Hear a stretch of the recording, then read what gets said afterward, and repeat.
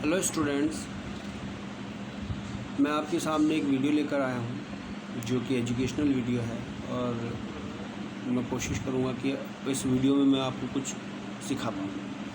ठीक है, ये मेरी फ़र्स्ट वीडियो है और मैं कोशिश करूँगा कि बेहतर हो, क्योंकि क्लास टीचिंग में और जिस तरीके से हम बात कर रहे हैं या पढ़ाने की कोशिश कर रहे हैं तो उसमें थोड़ा सा डिफरेंस होता है, तो प्लीज़ अंडरस्टैंड।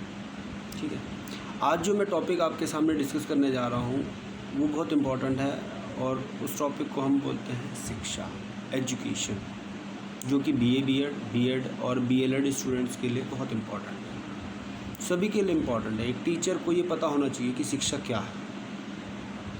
यदि अध्यापक को ये नहीं पता होगा कि शिक्षा क्या है तो वह अपने छात्रों को क्या सिखाएगा। तो चलिए हम सीखते हैं, समझते हैं। देखिए, शिक्षा क्या है? शिक्षा एक प्रक्रिया है। इस प्रक्रिया को हम समझेंगे। जब हम बात करते हैं शिक्षा की प्रक्रिया की, ये कैसी प्रक्रिया है? देखिए, जब बच्चे का जन्म होता है तो बच्चा कुछ जन्मजात शक्तियों को लेकर पैदा होता है।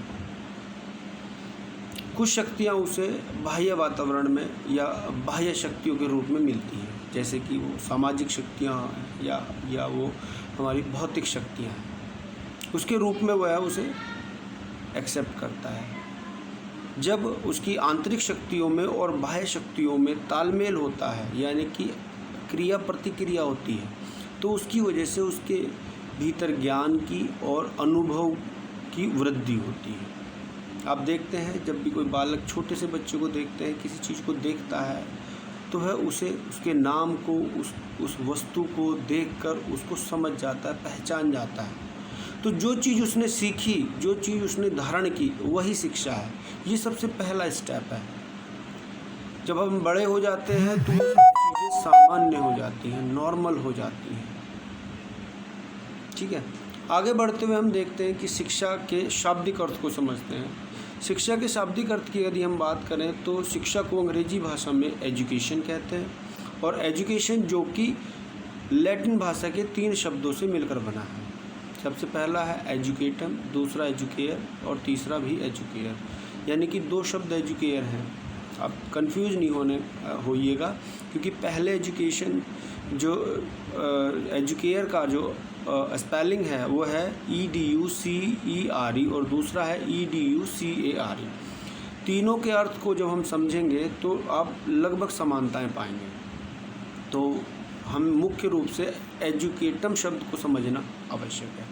तो एजुकेटम जो शब्द है वो 2 शब्दों से मिलकर बना है, ई और ड्यूको। ई का अर्थ है अंदर से, ड्यूको का अर्थ है आगे की ओर अग्रसरित करना।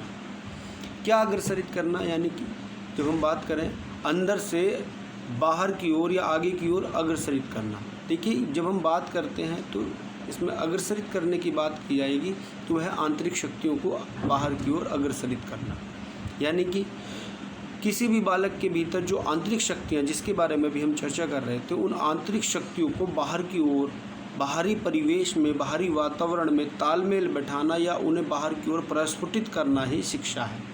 सभी विद्वानों ने, सभी दार्शनिकों ने इस बात को एक्सेप्ट करके कहा है, जिसमें मूल रूप से हम बात करें स्वामी विवेकानंद जी की, तो उन्होंने अपनी एक परिभाषा दी है शिक्षा की। उन्होंने बताया कि शिक्षा बालक के भीतर अंतर्निहित शक्तियों को बाहर की ओर प्रस्फुटित करने की एक प्रक्रिया है, यानी कि जो अंदर छुपा है उसे बाहर की ओर निकालना ही शिक्षा है। इसी क्रम में आगे बढ़ते हुए हम पढ़ेंगे कि शिक्षा जो है वो संस्कृत में शिक्ष धातु में अप्रत्यय लगाने से बना है। शिक्ष प्लस अ यानी कि शिक्षा, इसका अर्थ हुआ सीखना एवं सिखाना। अतः हम कह सकते हैं कि शिक्षा जो है वो एक सीखने एवं सिखाने की प्रक्रिया है। इसी तरीके से शिक्षा को के अर्थ को समझते हैं, हम कहेंगे शिक्षते अनेन इति शिक्षा, यानी कि जिससे सीखा जाए वही शिक्षा है। तो इस प्रकार हमने समझा कि शिक्षा क्या है, शिक्षा का अर्थ क्या है। देखिए, सामान्य बात यदि हम करें तो प्रत्येक मनुष्य जो है 2 रूपों में शिक्षा को स्वीकार करता है सामान्य तौर पर, औपचारिक शिक्षा, अनौपचारिक शिक्षा। एक वह शिक्षा जिसे आप विद्यालय में ग्रहण करते हैं, स्कूल में जाते हैं, डेली अपना एक सिलेबस, एक करिकुलम है, एक नियंत्रित वातावरण है, उसमें जाकर पढ़ते हैं, समझते हैं, टीचर्स आपको पढ़ाते हैं, वह एक फॉर्मल एजुकेशन है, औपचारिक शिक्षा है, जिसके अंतर्गत आप चीज़ों को समझते हैं, सीखते हैं। अब हम बात करें दूसरी शिक्षा की, यानी कि अनौपचारिक शिक्षा, जिसे हम अपने परिवेश से, अपने समाज से, अपने पास पड़ोस से, अपने मम्मी पापा, दादा दादी, सामान्य बोलचाल से सीखते हैं। इन दोनों का तालमेल ही मनुष्य को बेहतर बनाता है। यदि कोई भी बालक औपचारिक शिक्षा ले और अनौपचारिक शिक्षा ना ले, ऐसा हो नहीं सकता, क्योंकि वह किसी न किसी परिवेश में ज़रूर रहता है। औपचारिक शिक्षा को अगर हम परिभाषित करें तो हम कह सकते हैं कि वह विद्यालयी शिक्षा है, फॉर्मल एजुकेशन, यानी कि स्कूलिंग एजुकेशन है, स्कूल में जो ली जाती है, जो हम पढ़ते हैं। जब हम बात करते हैं अनौपचारिक शिक्षा की, तो वह कहीं से भी ले सकते हैं, यानी कि इन दोनों का तालमेल ही शिक्षा को संपूर्ण बनाता है। तो आपने देखा कि एक बार रिवीजन कर लेते हैं, शिक्षा क्या है। शिक्षा एक प्रक्रिया है, एक प्रोसेस है, जो कि आपके भीतर आंतरिक जो शक्तियां हैं उन्हें बाहर की ओर, बाह्य वातावरण में प्रस्फुटित करने की प्रक्रिया है। इसी प्रकार हम बात करते हैं यदि महात्मा गांधी जी की, तो उन्होंने भी बहुत अच्छी परिभाषा दी है। वो बहुत अच्छे जो है, आप सभी जानते होंगे, वो बहुत अच्छे दार्शनिक रहे हैं, शिक्षा शास्त्री रहे हैं।